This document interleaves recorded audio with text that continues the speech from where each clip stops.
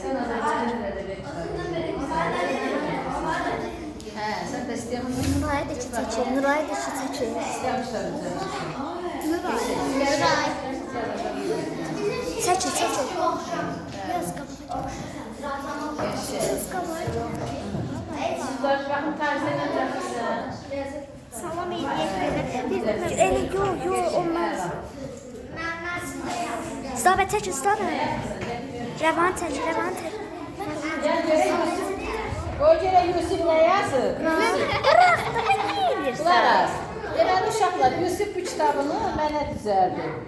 Gözəl müəllimə. Qısa müddətdə sizi tanıdım, amma sizi çox istəyirəm. Hasan düzgün bak. Çox sağ olun Yusif.